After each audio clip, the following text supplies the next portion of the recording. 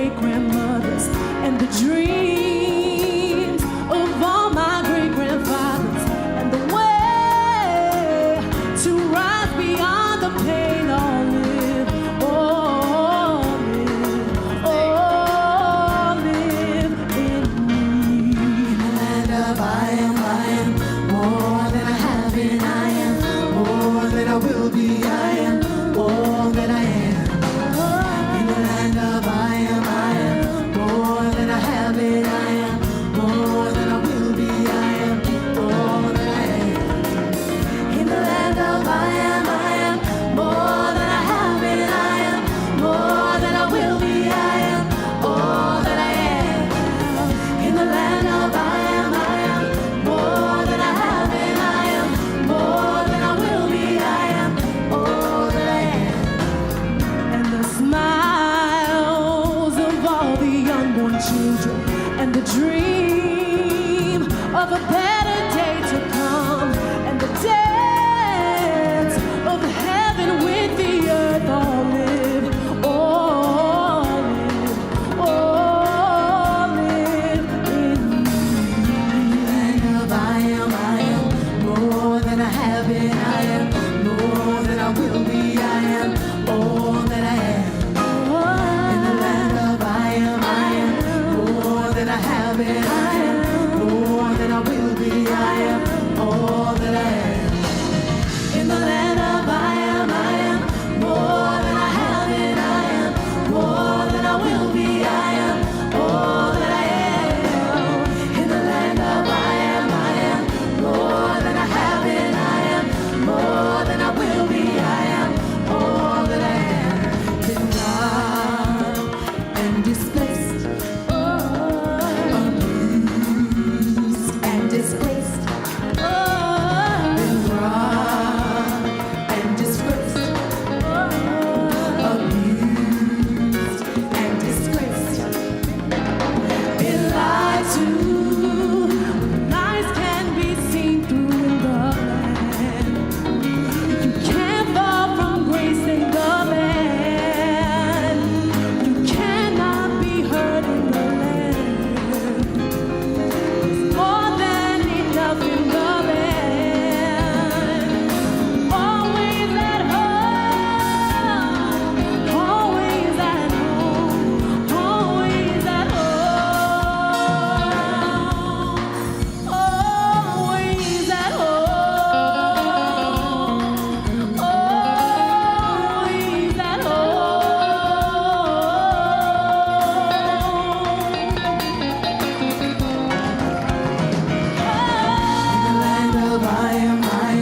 more than I have been. I am more than I will be. I am all that I am. In the land of I am more than I have been. I am more than I will be. I am all that I am. Songs of all my great-grandmothers and the dreams of all my great-grandfathers and the way to rise beyond the pain. Oh, live, oh,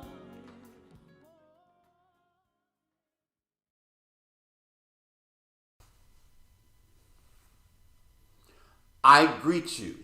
I bless you. I see God in you. Good morning, Open Heart, and welcome to our Heart Stream for this Sunday, March the 14th, 2021. I welcome you to this celebration. It's again been a year now since we have been streaming live. I call it the Heart Stream because what comes from the heart reaches the heart. Very glad to have you with us today. Very glad for all of the continued support in so many different ways that you continue to show to help make this celebration a reality and get the message of Open Heart out today. I want to take this time to bring our evocation this morning.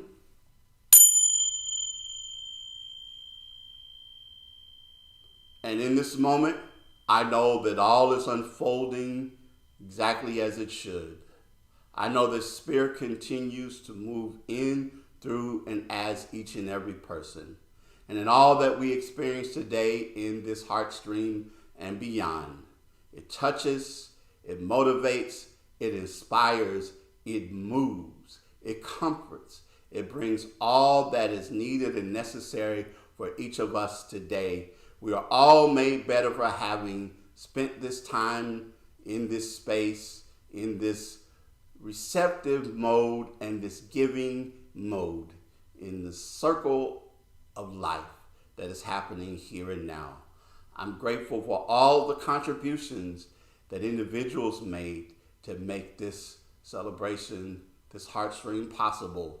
Know that as we go forward, because we have had this today, things and the energy in the universe have changed and continue to change. And what a grand and glorious day this is. And so it is.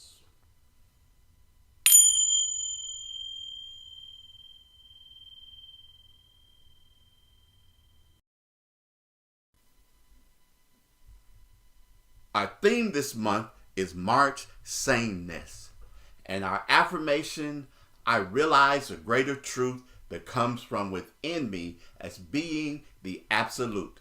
I anchor into this knowing because the higher wisdom self within me is constantly guiding me and directing my paths, making every crooked path straight. I acknowledge God in all my ways and believe that the voice I hear within me is God. I know it's sound. I realize it's called to action. I abide in the truth of my higher wisdom self, and I celebrate in the joy that all things are working together for the good. Good morning. Today's affirmative reading is from the Daily Word. I am grateful in all things. I awaken each morning grateful for the gift of a new day and the infinite possibilities that lie before me. Acknowledging my blessings fills me with the vitality and enthusiasm for all the good in my life. Simply resting in gratitude for a few moments lifts my spirits and reminds me that wherever I am, God is. As a unique expression of the divine, I am called to demonstrate the fullness of who I am. Nobody else can do this for me. As I take charge of my time and energy, I am better able to see the beauty in this day, my life, and my relationships. I find the seed of good within any challenge or difficulty I encounter. I nurture that good with faith, non-resistance, and a positive attitude. Grateful for my oneness with God, I continually grow in spiritual understanding.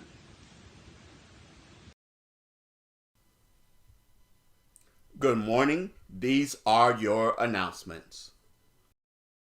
Happy birthday to you. Happy birthday to you. Happy birthday to you. Just have a happy day. At Open Heart, we believe in the power of affirmative prayer. We're setting the mental equivalent for healing, comfort, strength, and wholeness for all these persons you see on our list. We're holding space for you, and we know that it's already done in the mind of God. A year ago, I don't think any of us could have predicted that we'd be where we are in terms of the pandemic and COVID-19. For this month's Wine and Words, we're going to reflect on how things have been for you and your hopes for the future. We hope you will join us on Thursday, March the 25th at 6:30 p.m. via Zoom. How do you meditate? What is mindfulness? These questions and more are being discussed in our virtual book study led by Villa Willis, our assistant spiritual director and minister. This group meets each second Thursday of the month. The book they're using is The Headspace Guide to Meditation and Mindfulness by Andy Puddicombe. The great theologian and mystic Howard Thurman said, "How good it is to center down." And we do that each Tuesday at 12:30 p.m. Central Time for our Love Grid meditation. Britannia Allen leads us in a 15-minute meditation session. Enter the meditation room at our website. Thank you, Lily Williams, for doing our affirmative reading this morning. And yes, the rest of you, you too, can submit a video of you doing an affirmative reading and send it to jgilmore@openheartspiritual.org. Won't you submit yours today? Start your day, or for some people, continue your day with our daily affirmative prayer call. It takes place each and every morning at 8 a.m. Central Time. Dial in, and one of our prayer team members shares an inspirational reading and then prays for you. Divine love flowing through me blesses and multiplies all that I have, all that I give, and all that I receive, and I am richly blessed, creating a greater and greater flow. Thank you for all of you who continue to give, reminding you of our conscious giving. You can do so via our app. You can go to our website and click on the Give button, or you can text the word GIVE to 615-422-4292. Hey, Open Heart. I really miss seeing all of you in person, but I'm so glad that we can connect online in this way. I'm going to play a song that we all know very well. I love myself so much.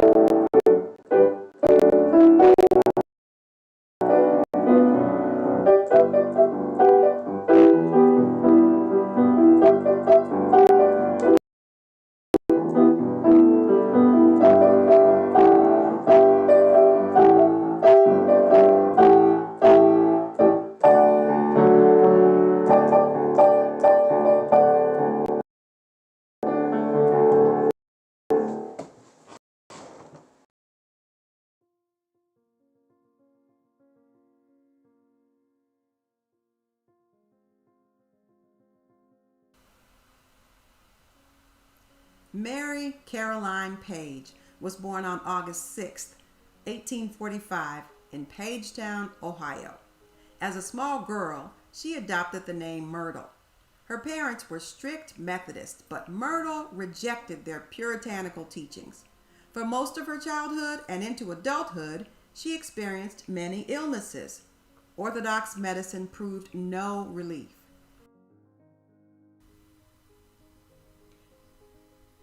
After graduation from Oberlin College, she moved to Texas. Charles Fillmore met Myrtle in Texas, where they married. She felt there was nothing she could do because she'd been sick since a little girl. Charles and Myrtle went to a class taught by Dr. Eugene B. Weeks. Myrtle left this talk with a stronger faith in God and a new way to pray.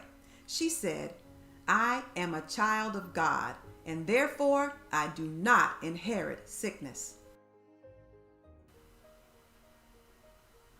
She eventually awoke to spiritual self-healing, which she credited for significantly improving her health, including recovery from chronic tuberculosis.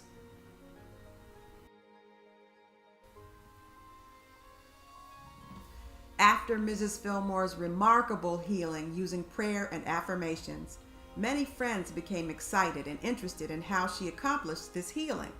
They began praying and developed prayer circles. Charles continued to study world religions and philosophies, and they started writing about their beliefs. Charles also explored the link between religion and science. They subsequently published Modern Thought, a national monthly magazine devoted to spiritual questions. The name later changed to Unity Magazine. Shortly after that, Unity was born in 1889. Unity grew from small prayer circles in living rooms to the worldwide movement it is today. Myrtle Fillmore died in 1931. People call her the Mother of Unity.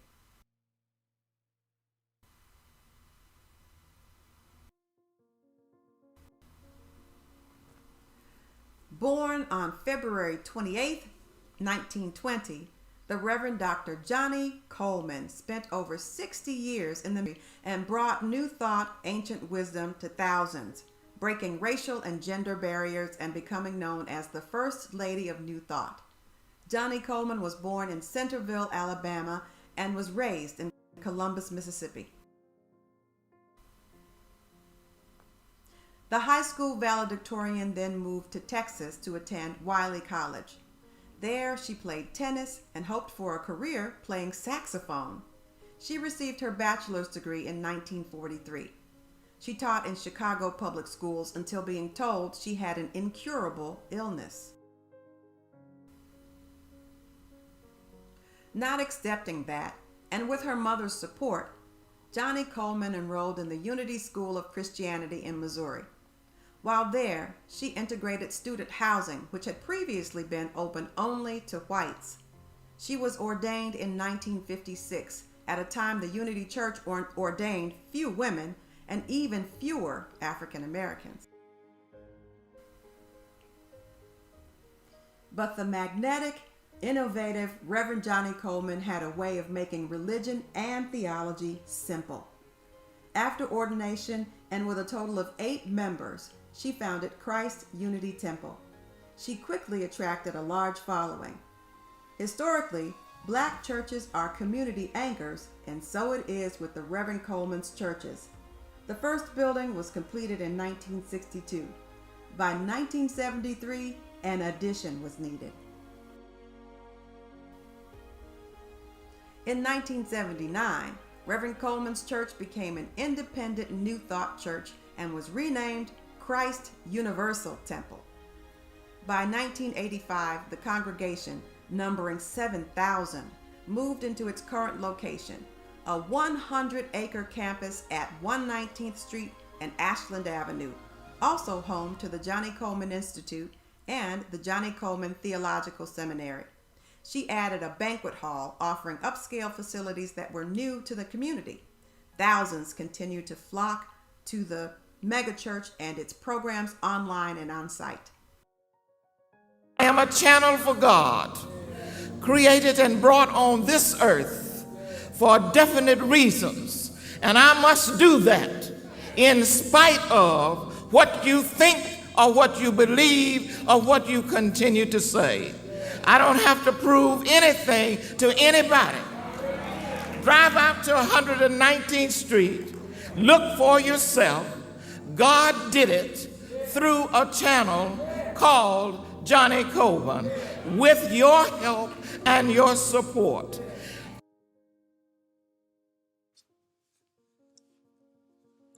Knowing the need for a coalition of independent New Thought churches and study groups, Coleman's dynamic leadership led to the organization of the Universal Foundation for Better Living, Incorporated, in 1974.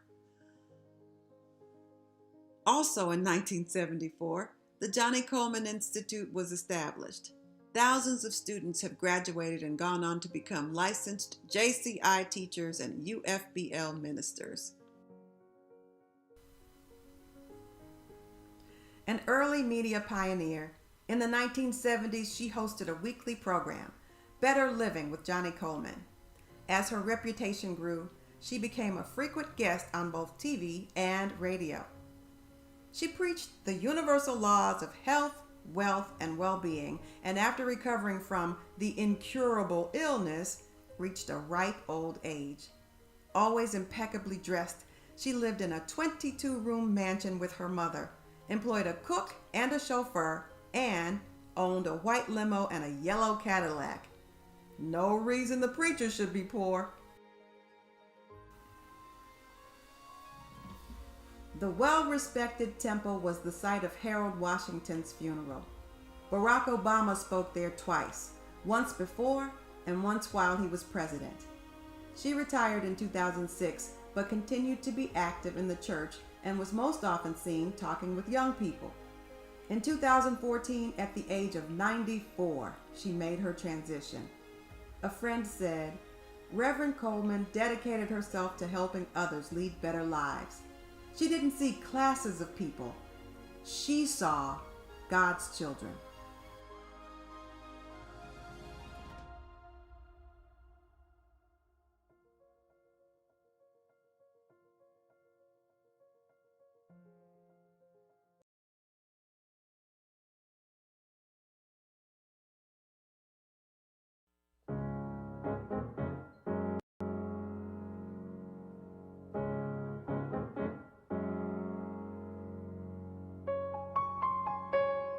Something has changed within me. Something is not the same. I'm through with playing by the rules of someone else's game. Too late for second guessing. Too late to go back to sleep. It's time to trust my instincts, close my eyes and leap. It's time to try defying gravity. I think I'll try defying gravity, and you can't pull me down.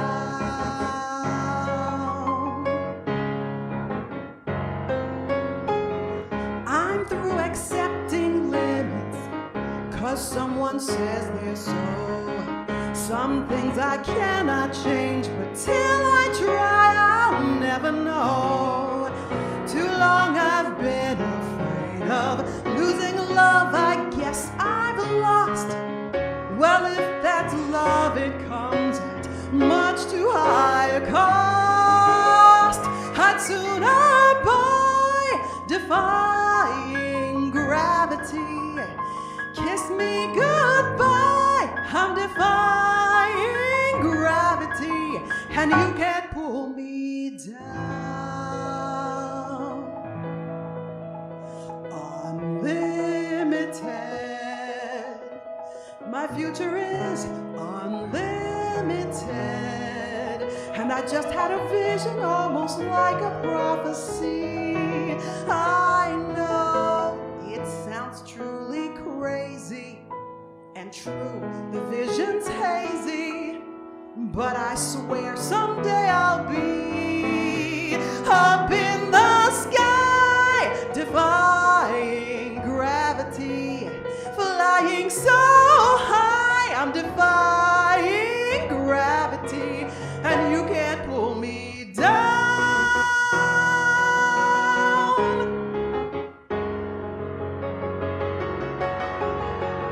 So if you care to find me, look to the western sky. As someone told me lately, everyone deserves a chance to fly. And if I'm flying solo, at least I'm flying free. To those who'd ground me, take this message back from me. Tell them how I am defying gravity, flying so high, I'm defying gravity, and soon I'll match them in renown. And nobody in all of Oz, no wizard that there is or was, is ever gonna bring me down.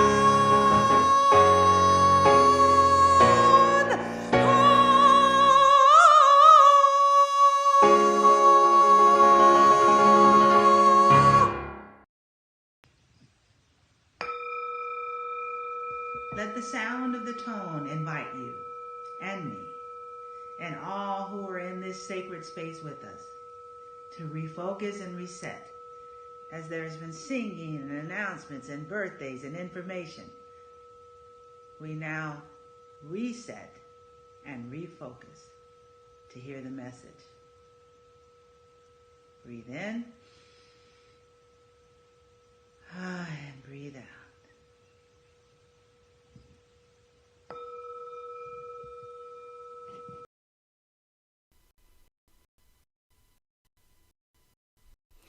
How had I gotten myself into this? Here I was, 25 years old, sitting at a table between two women who were fighting over me. Two women who were expressing all kinds of hatred and vitriol.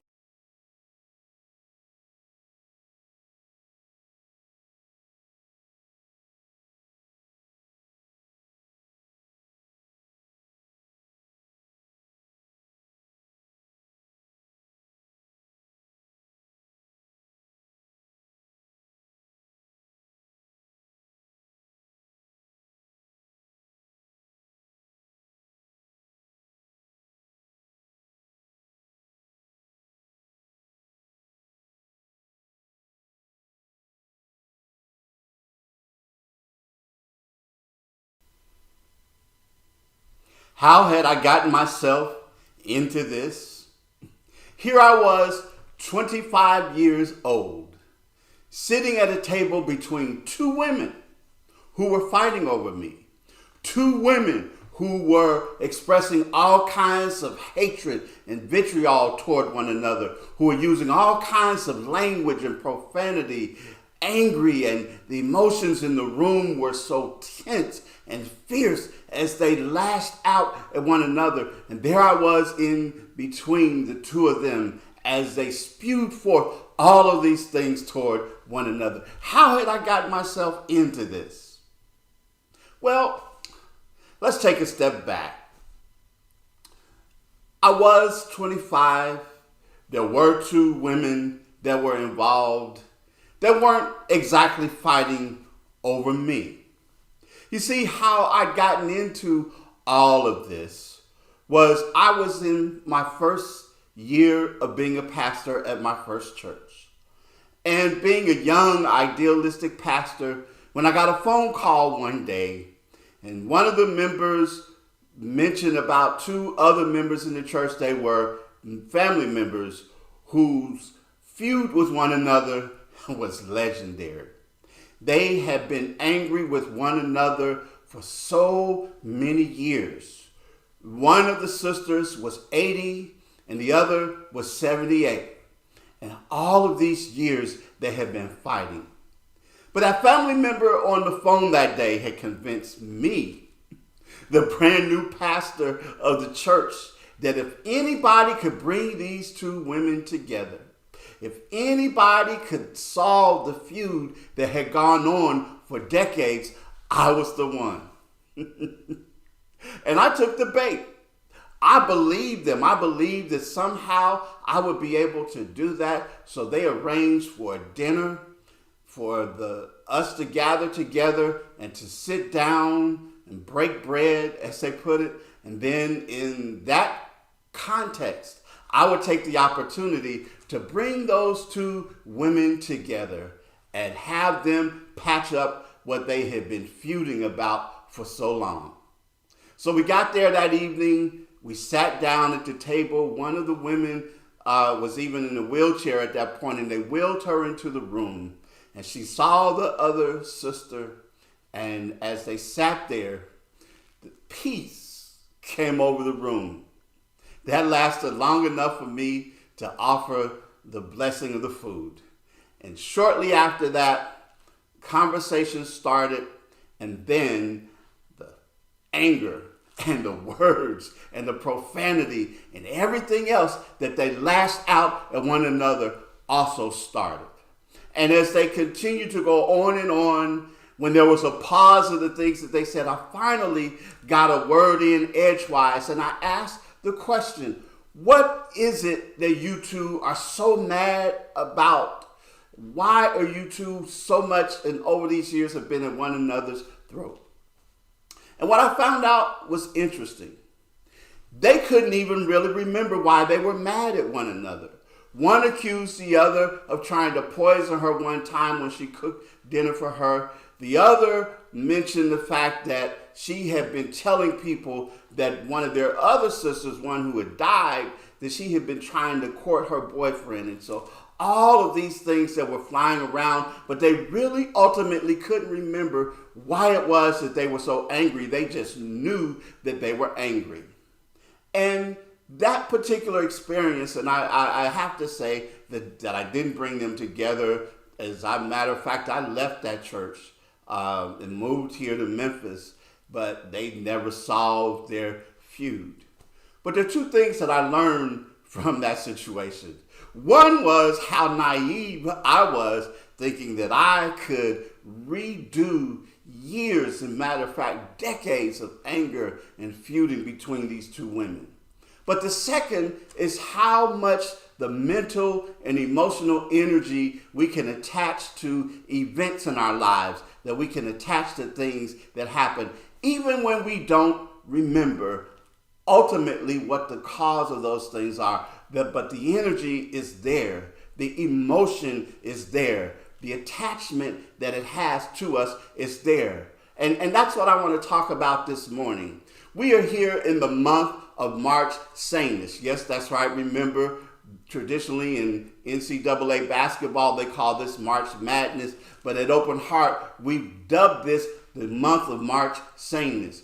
And in this particular incident, in this particular way, I'd like to talk this morning about the art of revision. The art of revision. And in putting together the graphic for this particular message, I used the Sankofa Bird as a symbol for how it is that I want to approach things this morning. The Sankofa Bird comes from some of the tribes or cultures in Africa, groups in Africa, among the Akan people there, who use this bird to symbolize a principle, and that is that the Sankofa Bird symbolizes taking from the past what is good and bringing it into the present in order to make positive progress and the benevolent use of knowledge. That's a fast and quick definition of what the Sankofa Bird means, but even faster, I oftentimes say looking back to go forward. And that's what I want to talk about this morning. And the revision technique is something that comes from one of my favorite spiritual, in fact, my favorite spiritual teacher, Neville Goddard. As a matter of fact, Neville Goddard talks about it as using what he calls the pruning shears of revision. The pruning shears of revision.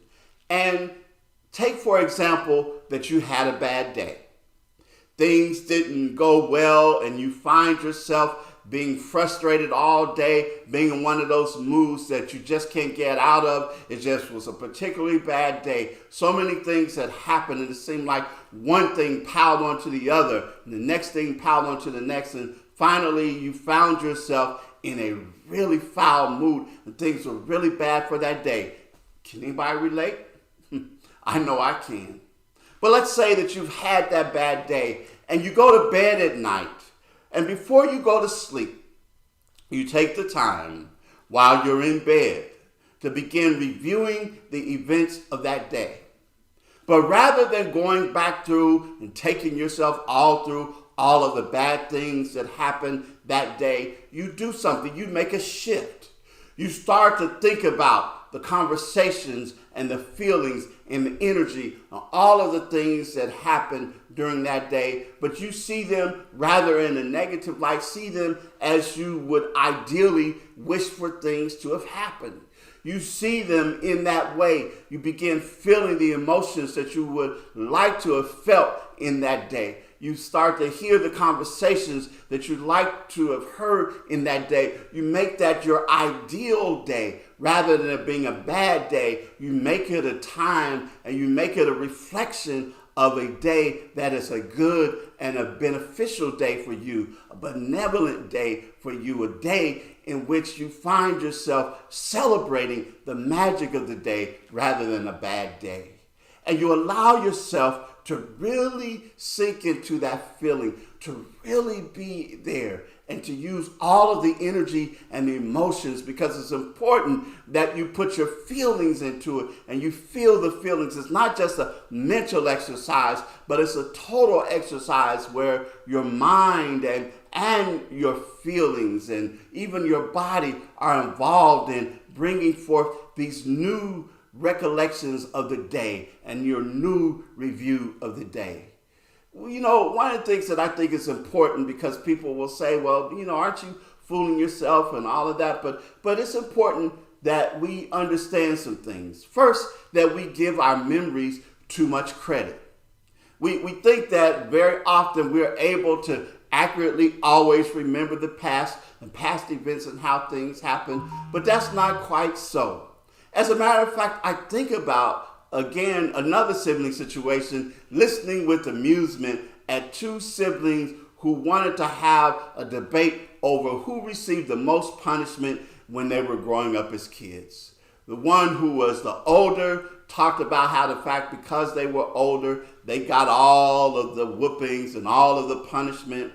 The younger one got away with stuff because they were younger. And the younger one wanted to say it was because of all of the transgressions and things that the older person had done, that the parents took it out on them. And they went back and forth, and it was just really amazing to me how two people who grew up in the same household have very different memories of what happened. But, you know, again, it's about the fact of how we see things and how we remember things. And it becomes important to understand that. It also becomes important to understand that whatever we place into our subconscious, whatever is planted there, has long and far-reaching effects on us long after those events have happened, long after those events have occurred. So we can use this to our advantage, because again, we always remember that our subconscious mind doesn't make the distinction between those things that actually happen and those things that we will plant as if they did happen. It doesn't make the distinction between those things. Those things that we dwell upon, those things that we bring our attention and energy to, those are the things that become planted in our subconscious mind, and those are the things that have long-lasting, far-reaching effects on what it is that we do.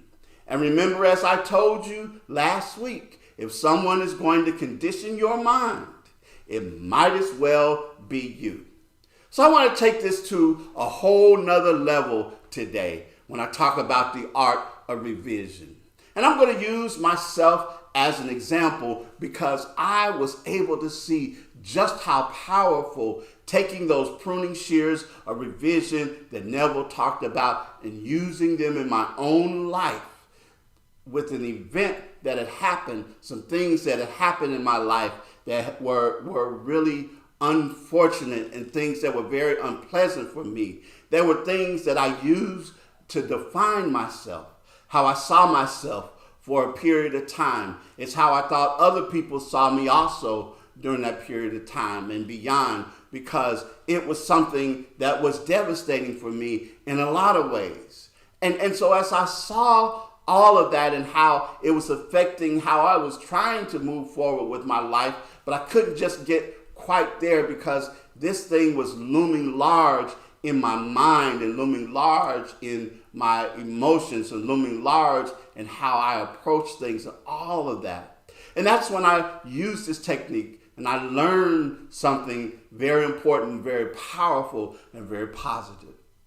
I took a notebook and I took the events that had happened and I distilled them down into one event, one major event where all of the negative things and the negative emotions that I had about this, all of the feelings that I had about this, even the people that were involved. The people that were involved, as my wife would say, were not safe walking through the alleys of my mind. The people that I had a lot of resentment and probably even stronger feelings toward, but all of that, but I distilled it into that moment and I wrote as detailed as I could. I put down not only the things that I thought about that happened, but how I felt about that, how I felt about all of those people. I put all of that down on paper in that notebook, and I had it there, and I put it all out as best possible as I could. I took the time. I paused.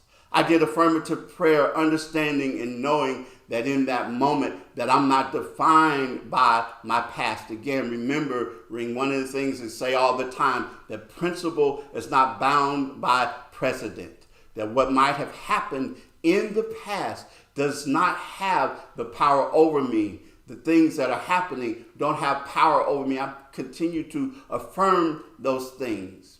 And then I took another page in that notebook and I began writing down this time not how I had felt and shared before, but the ideal situation, the conversations in that moment that I had used that I wish would have happened, the way I wish to have left that situation, in the feelings that I had and the ways in which the people that were involved, how those things had and the conversations that they had, all of those things. And I began writing those things down. And as I was writing those things down, I began feeling this freedom that started to happen before I really even got finished. It was as if a weight was lifted off of my shoulders. I started to see things differently. I started to feel differently about myself. But there was something that was liberating in this moment.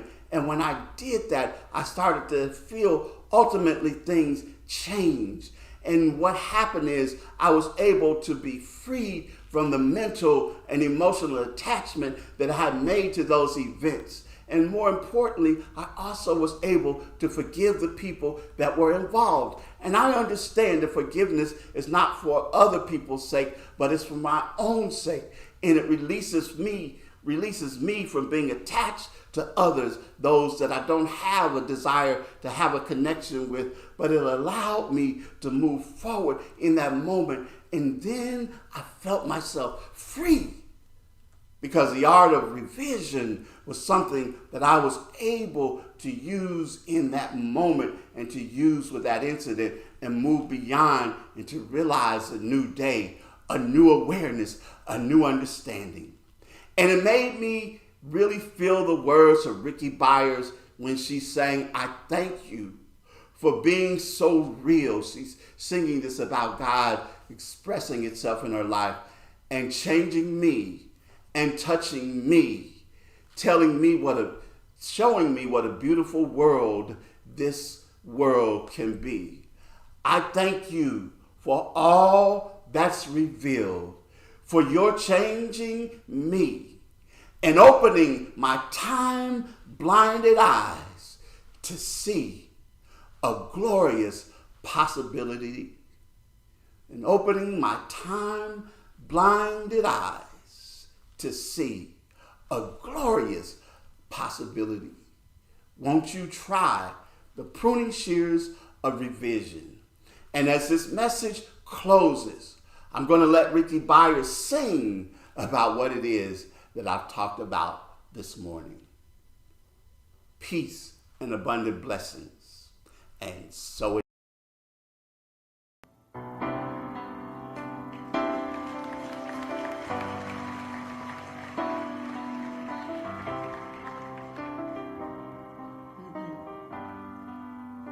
I thank you for being so real and touching me, letting me see what a beautiful world this world is. And I thank you for all that's revealed. Well, you're changing me and opening my time blinded eyes to see my glorious possibilities.